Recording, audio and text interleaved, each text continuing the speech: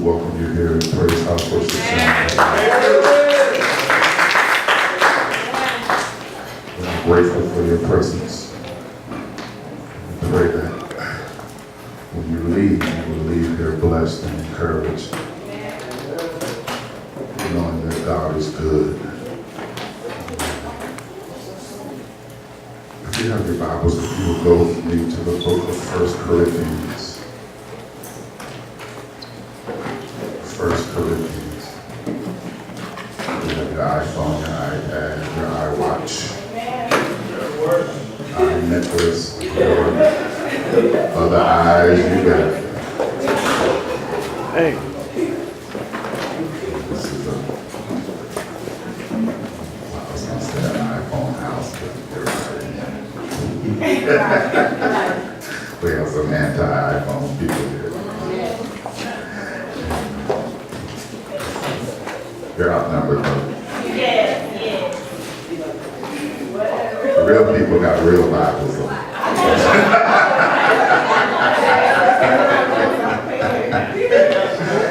Y'all in these computers. As my old friend, Brother Norman would say, y'all don't need them computers. You need a real Bible. But in the book of 1 Corinthians chapter 15,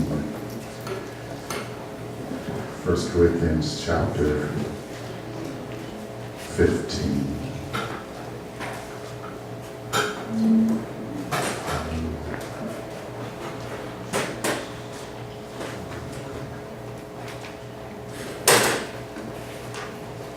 Bill would say amen.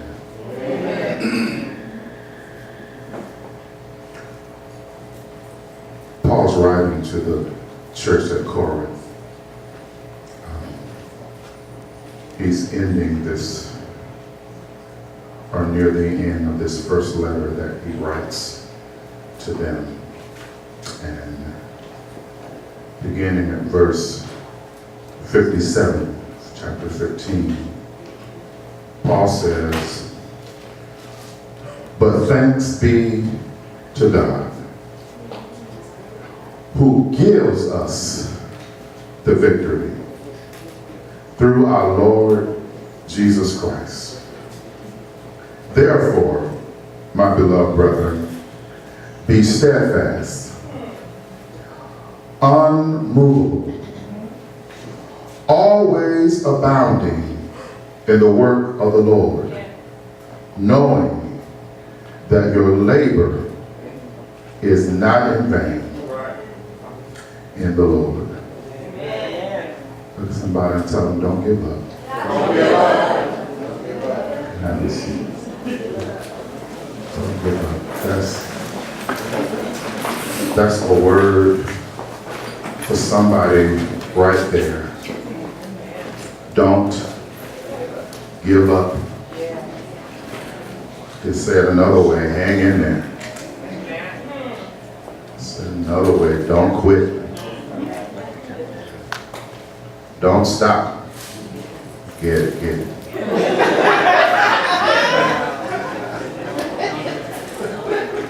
If y'all know about that, shame on y'all.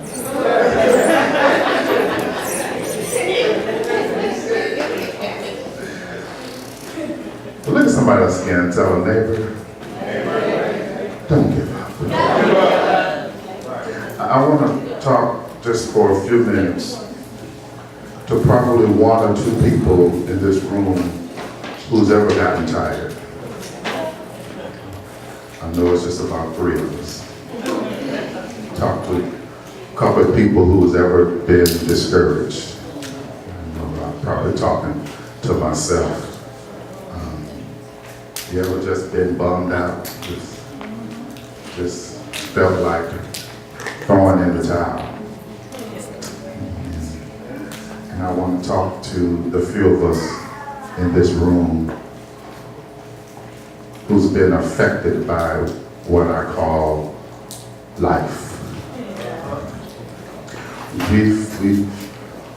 We've sometimes, unfortunately, been taught that when you get saved, you will never experience any more trouble. How I wish that were true. We're not immune to the vicissitudes of life. Sometimes life just happens. And life has a way of discouraging you. My mama said, just keep living. You don't even have to go looking for trouble. It will find you. You don't have to go looking for discouragement. It will find you. You don't have to go looking for being tired. It will find you if you keep on living. And the question becomes, how do I navigate through this thing called life? Most of all, as a believer, because my challenge becomes that many believers are quitting on God. Many believers are quitting church because they think that because we are saved, we're not supposed to deal with this thing called life. And Jesus already told us, in this world, you will have tribulation. You're gonna deal with something. So the question becomes, how do we deal with life? I have the difficult challenge this morning of preaching to you the ultimate truth of God's word. What do I mean? Because I wish I could tell you, I wish we could shout, I wish I could tell you, spin around 7 times and God's going to do it. I wish I could tell you, if you just run around this building 5 times, God is going to do it. I wish I could tell you that tomorrow when you wake up, everything is going to be all right, but I would be lying to you because I don't know that. Yeah, all right. But all I could tell you, watch this, all I could tell you is the truth of God's word. All I could tell you is that God's word is true. We looked at it last week when the word says that after you have suffered a little while, which means that trouble don't last always, which means that whatever you're going through, God sees what you're going through. He knows what you're going through, and He knows how to work it. And He knows, I know this old saying is so, we say it all the time, but it's the truth, that God don't always show up when you want Him to. But I promise you, He's an on-time God. I promise you that God will never let you go under. How many of you ever had or been in a situation where you thought, I can't make it through this? Yeah. Look at somebody and tell them, I'm here, I made it. We think we can make it, but ultimately God gives us the grace to go through. God gives us the grace to climb the mountain. God gives us the grace to deal with whatever situation we find ourselves in if we allow Him to. God is good. If you watch this, if you, here we go, if you go through the process, if you go through the process, you will ultimately come out. I'm amazed at how often when I cook, sometimes putting the ingredients together, it don't look good. My daughter sometimes, because she normally sees the end result. So sometimes when she come in the kitchen, I'm mixing the stuff and say, what is that? It's the same stuff you've been eating. It don't look like that. No, it don't always look like this in the beginning. Because sometimes there's some raw ingredients that I have to put together that you don't always see. All you see is the end result. And many times we look at other people and we see the end result, but we don't see the process that they have to go through to get to the end results. And many times in our own lives, all we see is the ingredients. We see the raw sugar. We see the raw flour. We see the raw eggs. And we don't see how God is going to put all of that stuff together so that when He's done with us, the challenge becomes, as believers, we need to stop looking for secular solutions to spiritual problems. What I said?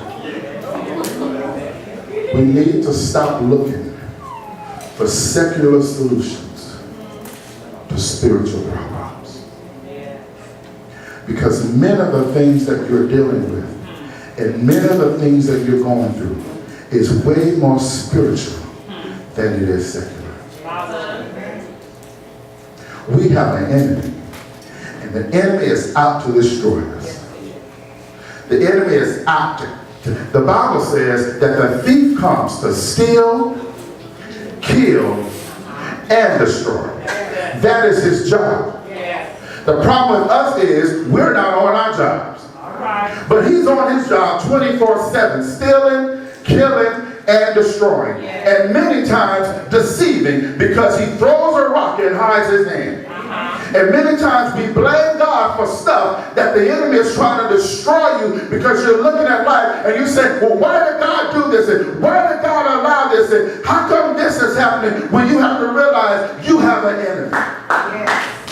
And the thief comes to steal, kill, and destroy. Well, what is he trying to steal? Ultimately, he wants your worship and your service to God. He wants your worship and your service to God, because that is way more valuable to you than you think your other stuff is. So what does he do? Y'all think the devil on your job. He don't care about your job.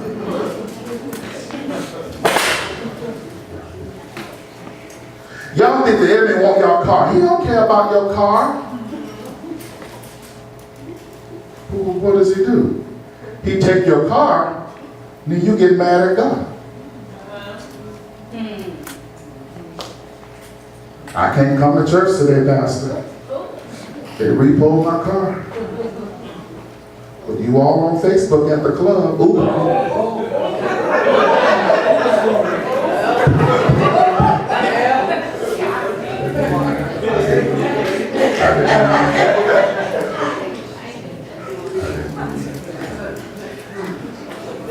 Forgive me, I got gas.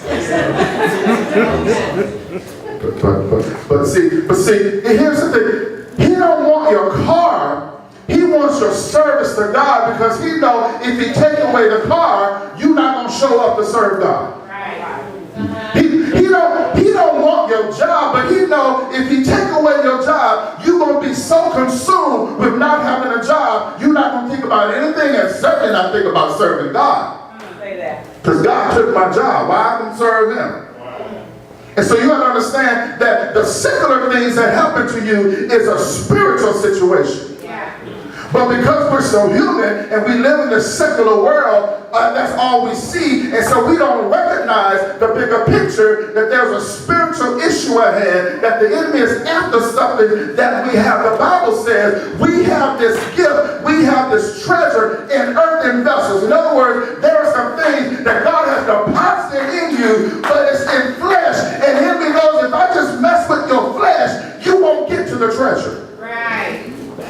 If I keep messing with their stuff, you will never realize that there's something really on the inside that I'm really after. It's really not your flesh. But if I keep tearing up your flesh, I keep messing with your job, I keep messing with your family, I keep messing with your money, then I know I got the treasure. Yeah. So Paul says, therefore, we're going to get back to the therefore, because whenever you see the word therefore, you need to know what it's there for. But he starts off by saying, therefore, my brother, listen, he's talking to the church. He's talking to the church at Corinth. So in other words, he's talking to believers. He's talking to you and I. And he says, therefore, my brother, be ye steadfast. Let me help you with this process. He says, be ye steadfast. This is not a spin around 7 times, and God's going to make it all right.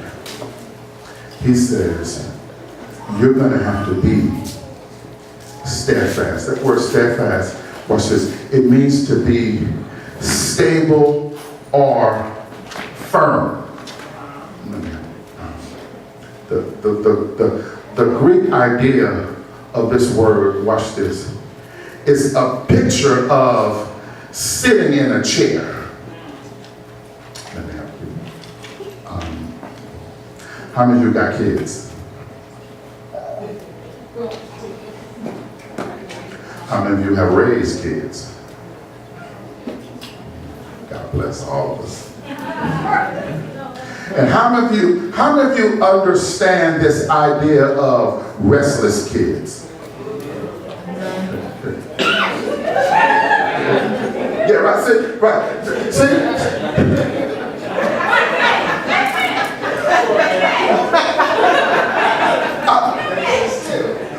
She just preached my message.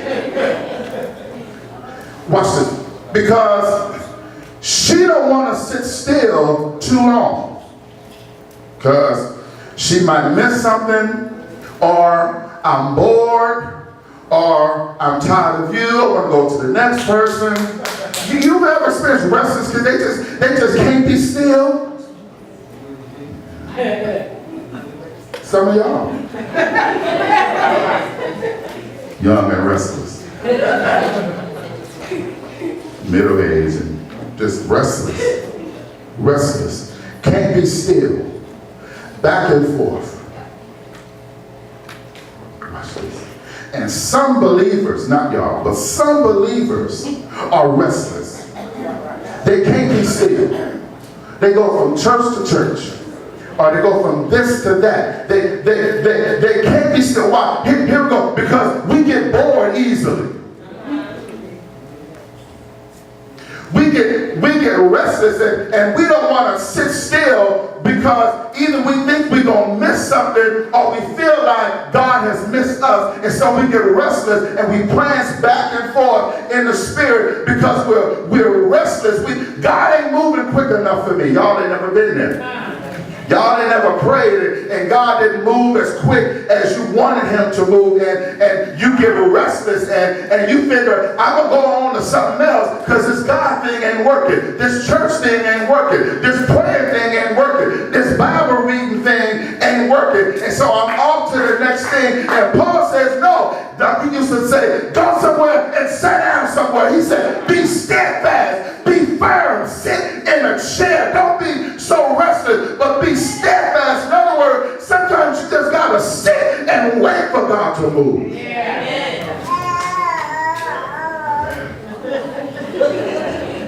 I know y'all rather 7 jumps and a shout. But life is not always 7 jumps and a shout. Sometimes it's about being steadfast. It's about being firm. It's about sitting down and letting God do what he's going to do in your life. That's difficult in 2017. Because we live in a generation where everything is so quick. Y'all can shop at Target and have it delivered to you in less than an hour. The groceries, you can press a button, you can lay in your bed and take care of 8 hours worth of business without getting up by simply a phone in your hand. And God talking about wait.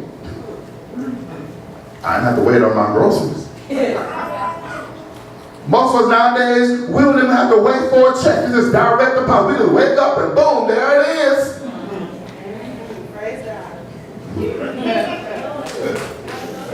So when God says be steadfast, we have a challenge with it because we're not used to waiting. He says if you're gonna make it in this race, you got to be firm. You got to be steadfast. Then he said, not only be steadfast, but be unmovable.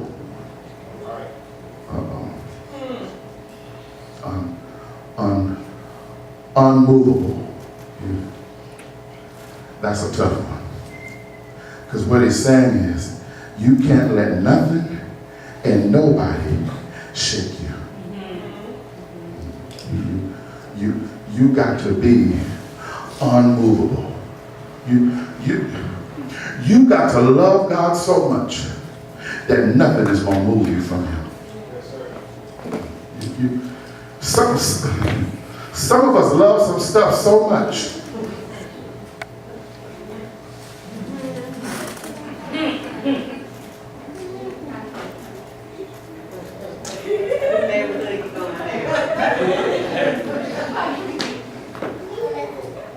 Till we're unmovable.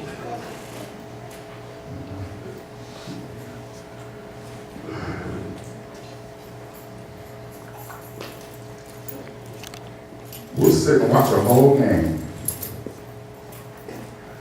Y'all forgive me, but it's and the game is 3 hours. And at the first hour, you have to go to the bathroom.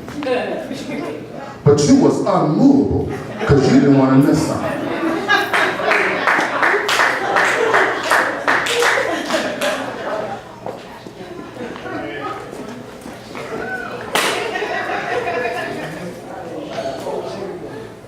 Y'all ever been to a all-you-can-eat buffet? And many of us are unmovable. Because I done paid $29.99. And as full as I am, I'm going to sit here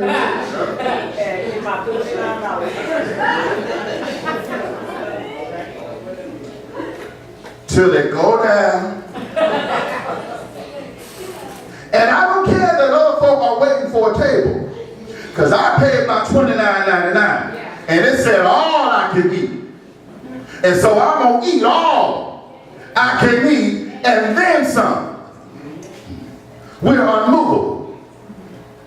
But soon as something happens in our lives, we move from God. We don't apply the other stuff to our spiritual lives. Christian folk are the most movable people I've ever seen in my life.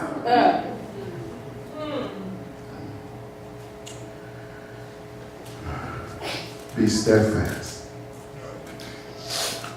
unmovable.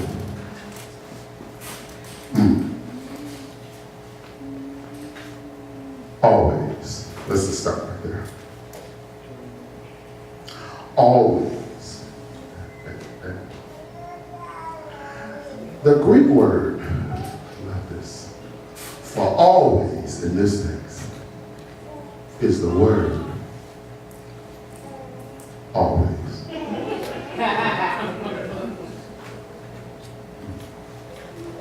It means never ending.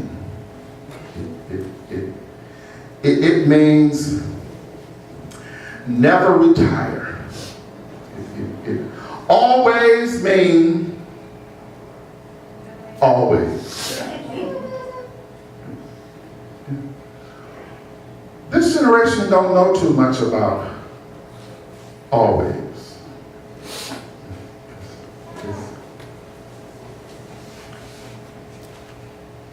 I'm amazed today when I see people celebrating 60 years of marriage. Because these days, we don't celebrate 6 minutes.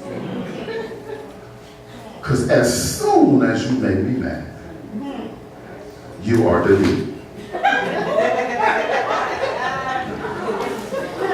Soon as you make me mad, you have been unfollowed. Soon as I don't like you, I just scroll down to the thing that says block. And I'm done. See, you know, y'all get it right. You just, when I'm done with you, unfollow.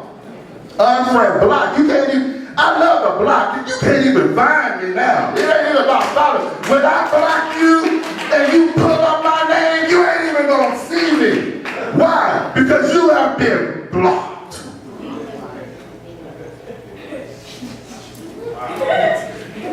How many of you have blocked God from your life? How many of you have unfollowed God? Unfollowed church. We don't see, so we don't understand this thing about always, because always means always, which means that there's going to be some time between always always and always that I ain't gonna feel always, but always still mean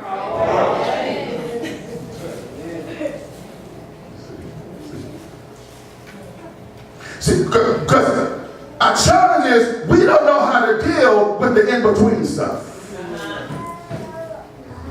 We don't know how to deal with the challenges of life because this generation has not allowed us to deal with it.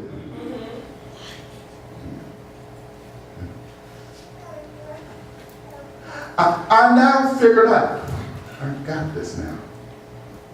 I figured out why I'm going to clean it up and say some, because I ain't going to say everybody.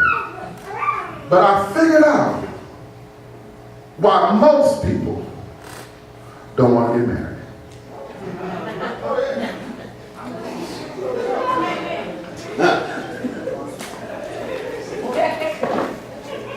I figured it out. It took me a long time, it took me 50-some years married, to figure out why most folk don't want to get married.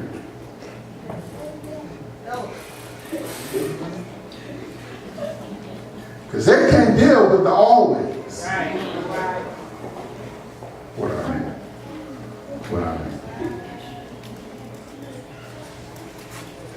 Where my married folk at? Because I'm going to need a witness. See, here's a challenge between married folk and unmarried folk. For us, when we don't like you, we ain't got nowhere to go.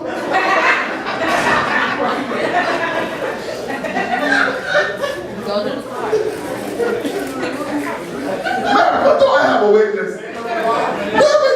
I can't unfollow you.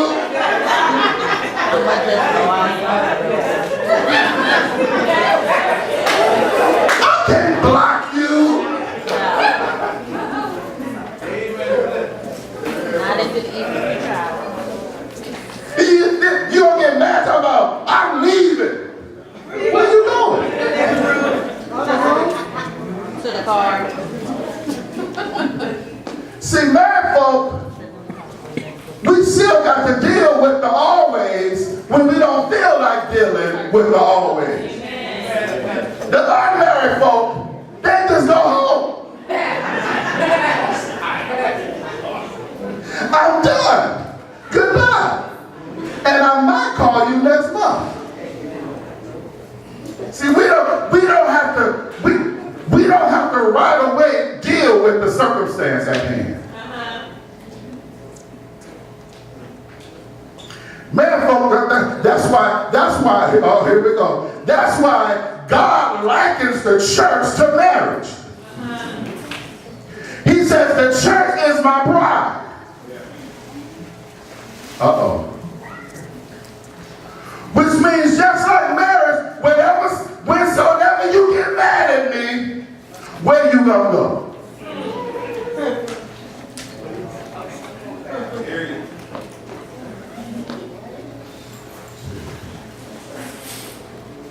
You might go to the couch, but you're still in the house.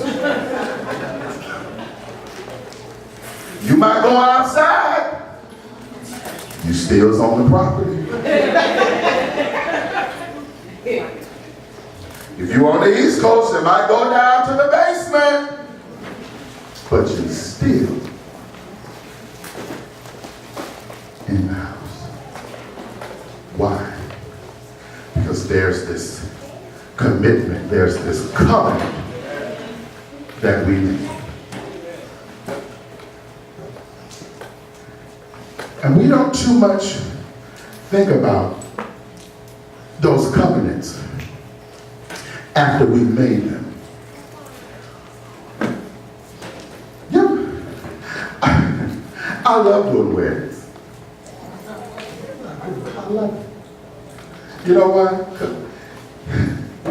They ain't paying attention to nothing I'm saying.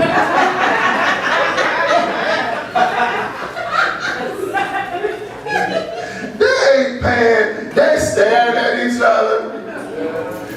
They're like, hurry up. So in love. Just go, yeah, I do, yeah. Whatever, I do.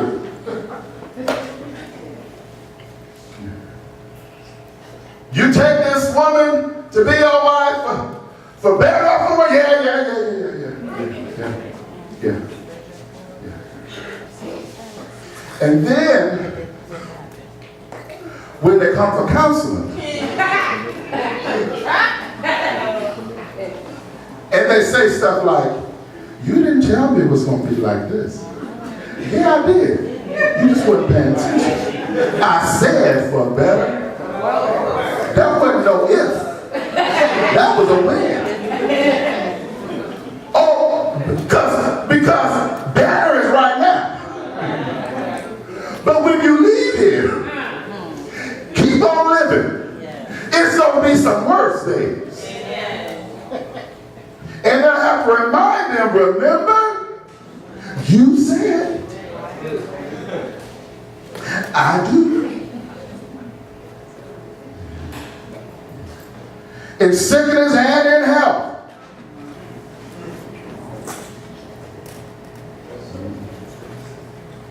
Here's one they were really.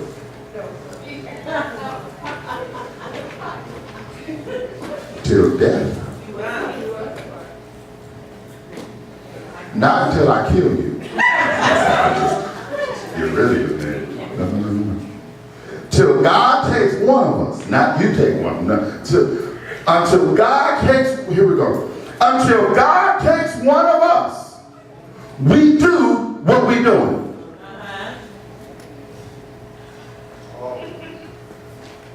Here's be ye steadfast and unmovable. Until God takes you, you keep on doing what you're doing.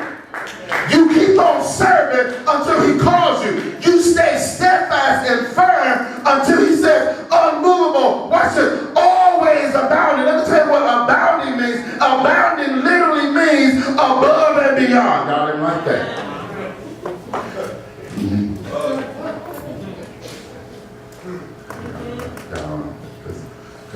Because that's what causes many of divorces. Because many don't want to go above.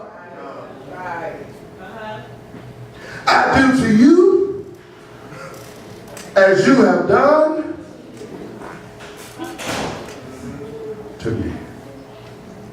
So, since you didn't cook, I ain't taking my church.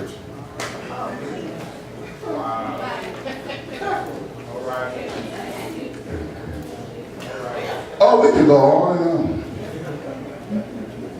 Because as humans, we do to others as they have done to us. And God says, when you're serving me, you to always about, which means you are to continually serve me always and go above and beyond. I mentioned last week, many believers got some missing assignments they need to turn in.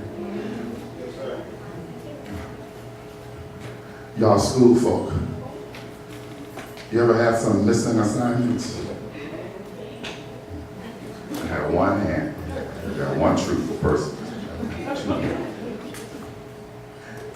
You ever just not turn in an assignment just because you just didn't feel like doing it?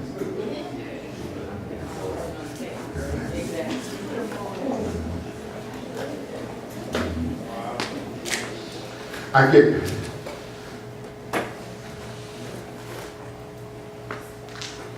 We have an app on our phone for Victoria's Food. I know what's going on with her every second of the minute of it. I know.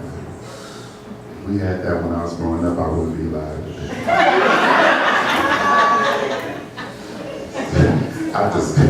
I ignore that and see if she's having a good day or not. It's amazing. And then we have another app, y'all may rest this. But this other app, That's the church. That's the church right there. This other app that gives us alerts on her grades. So I get emails that say low grade alert or high grade alert. Get them all.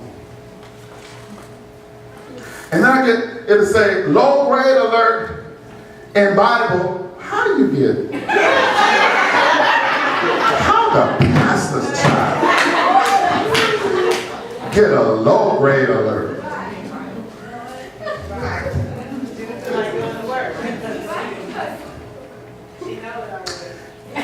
And then, watch this, I love it. And then, when I asked about it, I don't know.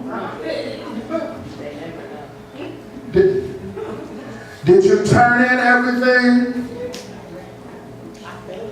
Well, I haven't said my Bible verse yet. That counts as an assignment. And what do you need to do to make this grade go up? Turn in the missing assignment. Most of us as believers got some missing assignments with God.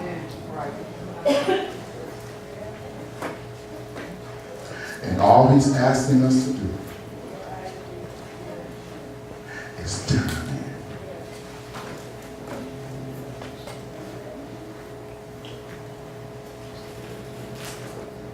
I have students all the time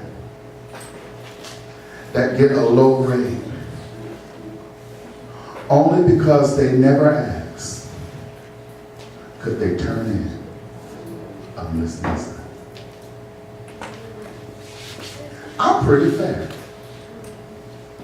If you come to me and say, the dog ate my paper,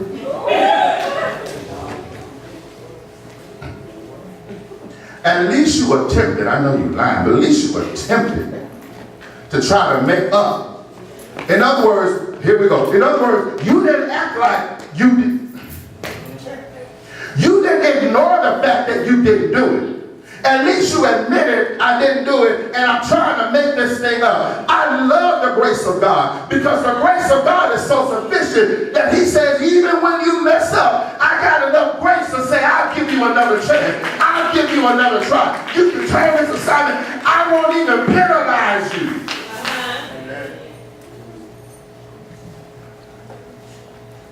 The last thing he says, be steadfast, unmovable, always abounding in the work of the Lord. For your labor. I love this. This one helps a lot.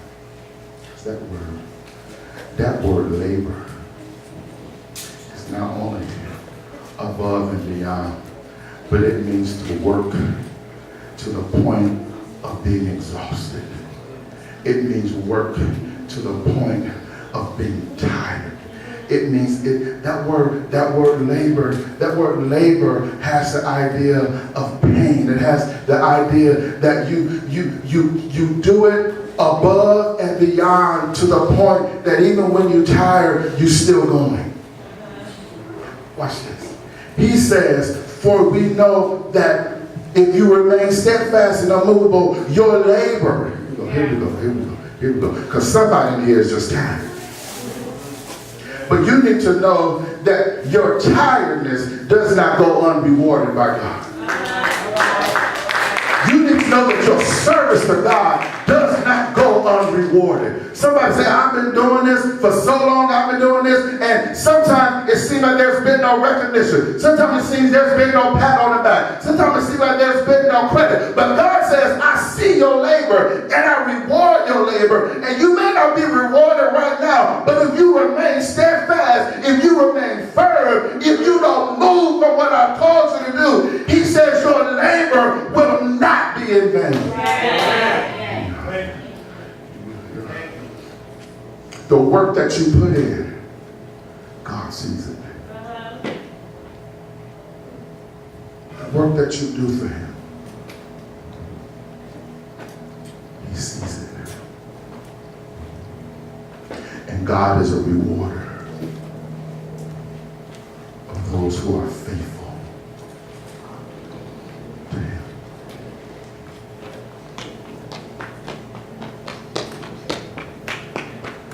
How do I keep going? You keep going by understanding that even though you're tired, you already have the victory.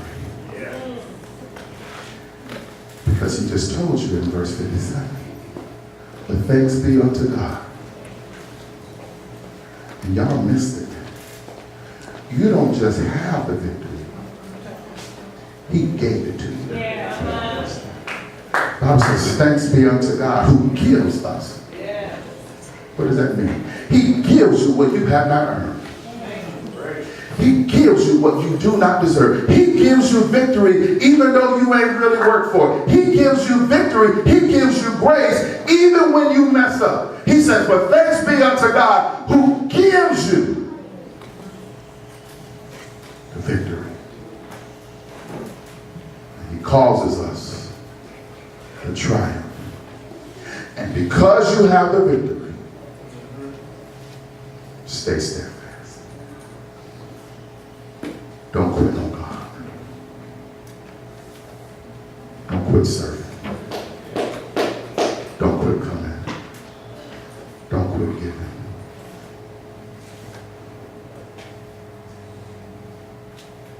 How many of you have a job?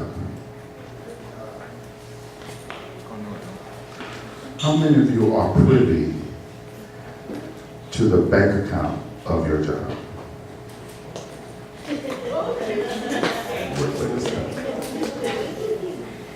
How many of you can go on the computer and check the balance of your job's bank account?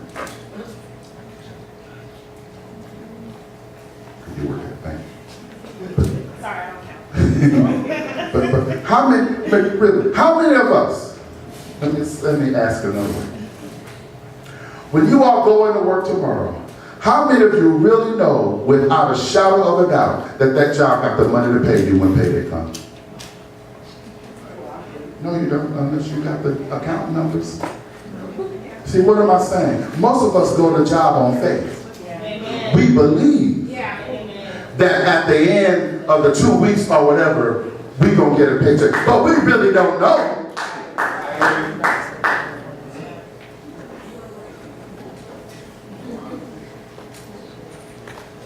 But we want God to pay us before we even work. Wow. We want cash on demand. We want blessing on demand. And God is saying this morning, trust me enough to know I do pay. And I pay well. My old pastor used to say, God doesn't always settle up on the 1st and the 15th.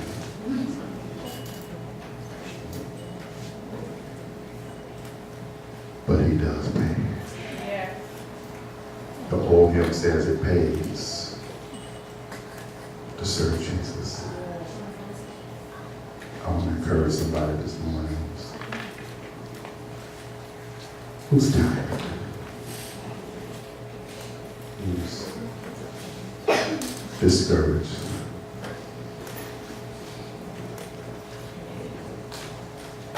Who's been looking around and wondering, why is everybody else being blessed but me? I pray for somebody who feels like I've been faithful and I don't understand why this is happening to me.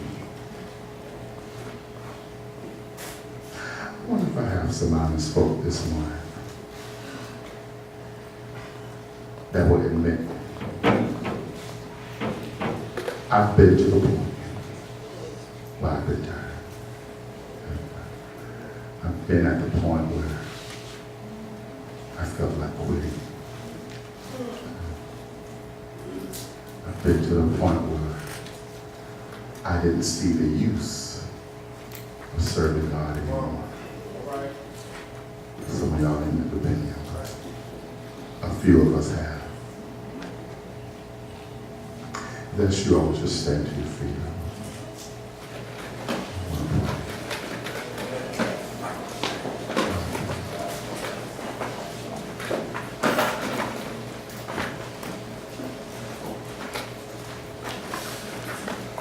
I wish I could tell you, you give me $2.99 and I give you a bottle of water and you drink that water and it's going to make everything. I wish life would be so easy for me and for you.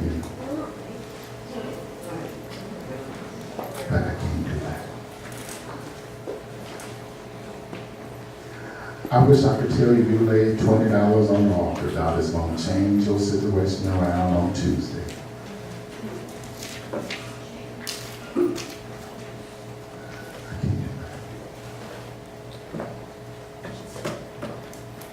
I can't tell you I've lived long enough to know that God is faithful.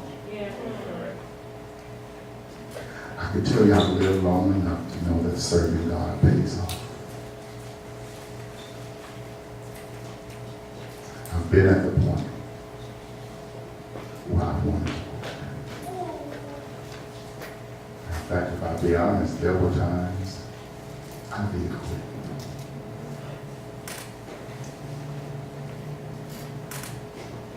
Have you ever quit a job and wish you had? Was maybe I thought about that a little bit.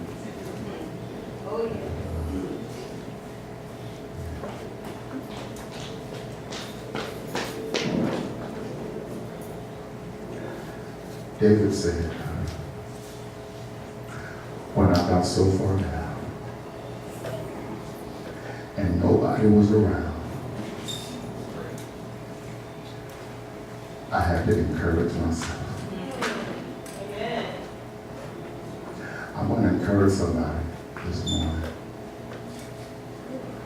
Sometimes you got to muster up enough strength to pat your own self on the back.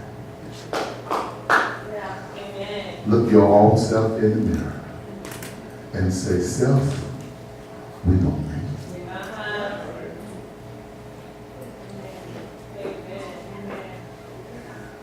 You got to stand there firm.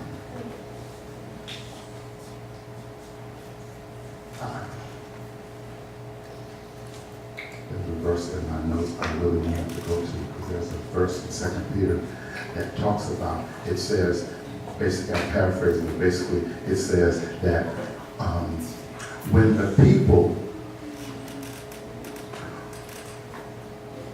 who had gotten out of darkness and started serving God turned back and went back into sin, it was worse for them than when they were first in sin. And it would have been better for them not to have started serving God at all. Because it's like the proverb that says, a dog returning back to his own vomit. What am I saying? We cannot afford to digress in God. Because going back can be worse than when you were first there.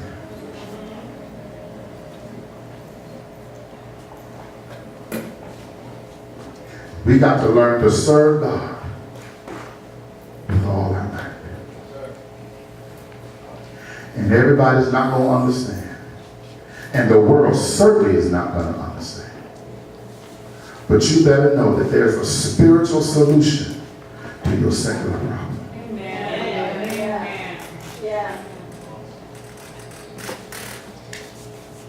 And the moment I take my eyes off of God and start focusing on the stuff, I immediately get discouraged.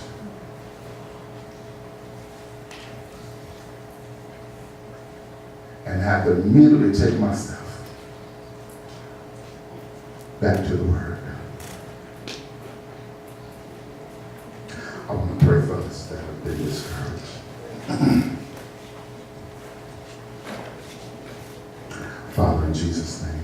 There are many of us under the sound of my voice that's discouraged even right now. Some of us are tired. Some of us are trying to figure out what's going on in my life. We recognize that we have an enemy who comes to steal, kill, and destroy. Father, I'm praying for our faith right now in the name of Jesus. I'm praying that we don't lose faith in you. I'm praying that we don't lose heart. I'm praying that you will show us a ray of hope. Show us your goodness. David said, I would have fainted unless I had believed to see the goodness of the Lord in the land of the living. God, right now I'm praying that we might see your goodness. This is a cold world. But God, I'm praying that you will show us your grace, show us your mercy, and show us your goodness. Heal families right now in the name of Jesus. Heal emotions and minds right now in the name of Jesus. Somebody's tired in their spirit. They can't even talk about it. Pray your strength right now in the name of Jesus. I pray your encouragement right now. In the name of Jesus. I pray that we will have the strength to press through whatever we're doing. I pray that whatever we're dealing with don't interrupt our service to you. That we will remain faithful. If we will all be honest in this room, we could all say that despite of what we're going through, you have been faithful to us. You've kept us. You've watched over us. This afternoon we want to give back to you. We want to give ourselves away. That you might use us. We want us to make a commitment this morning.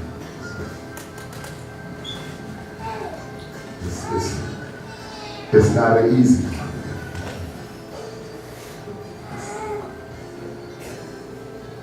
Commitment that says, God, I'm going to be steadfast. In other words, I'm not going nowhere. For better or for worse, I'll stand with you.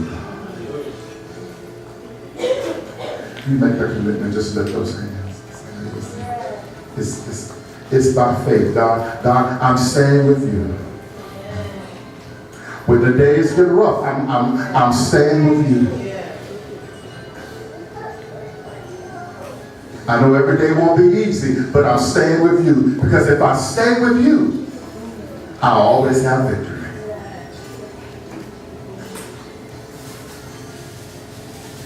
Father, I pray that you will see these hands. And you will honor the commitments that we have made today.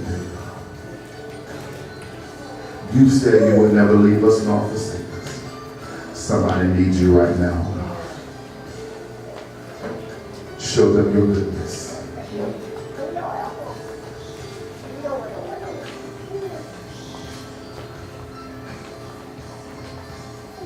One of the challenges I was telling you, man, the other night, one of the challenges that I was having when I was dealing with this health issue was to keep coming. It was to remain steadfast in the face of not knowing what was going to happen. I don't preach this to you about something I read. I'm preaching to you something I had to live. And I'm telling you, you can be steadfast no matter what you're going through. You can be unmovable and unshakable no matter what you're going through.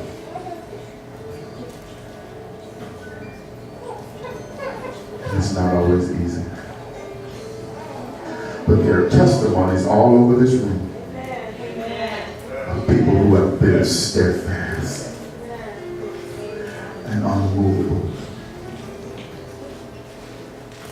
I've seen God work in some of your lives.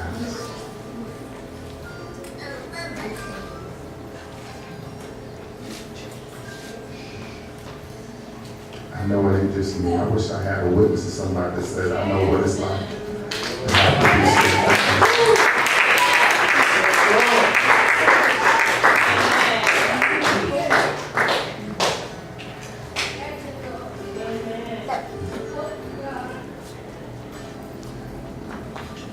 God is good. God is good.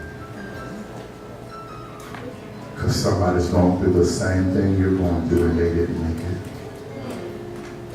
But look at you, somebody ought to praise you. Because look at you. Somebody wouldn't be able to handle what you went through. If you knew like I knew, you wouldn't stand in my shoes. But look at the shoes you're standing in. God's been good to you. Just for the next 30 seconds, I wish somebody would praise him because he's been good. Praise him because you're making it. You don't even know how you're making it, but you're making it. You're going through, but you're making it out. Your word is through. But you're coming out with victory. Why? Because you went in with victory.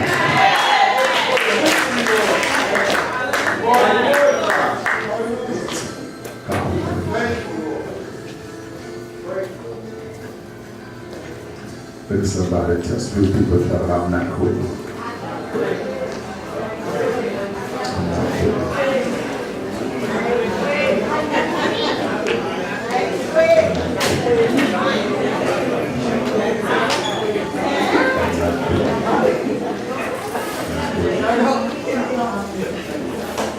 I'm not quitting.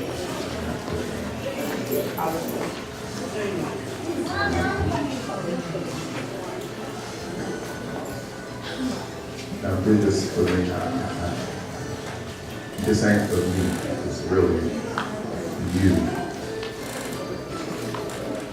But if you're really dealing with something right now, I don't want you to wait till payday to thank God. I want to just like you go on your job and just believe that on Friday you're going to get paid. I wonder, can you praise God like you already know?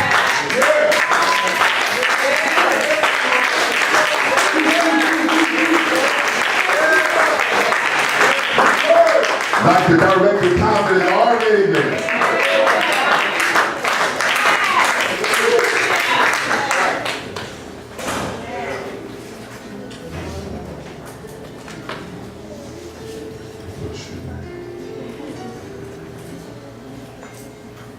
Were you blessed this morning?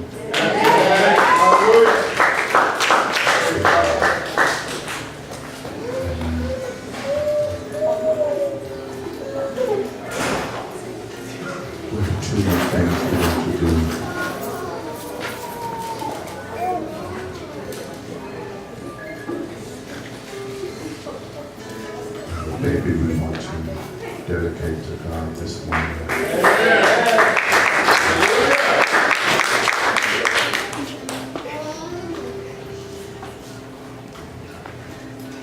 Ask Lamb if he would bring his army of people down with him.